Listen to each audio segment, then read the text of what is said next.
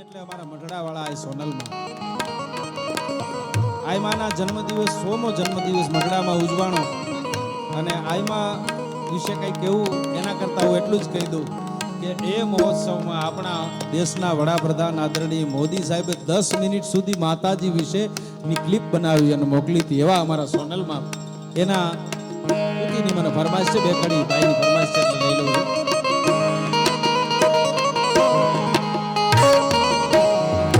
मठड़ा टीमे नोच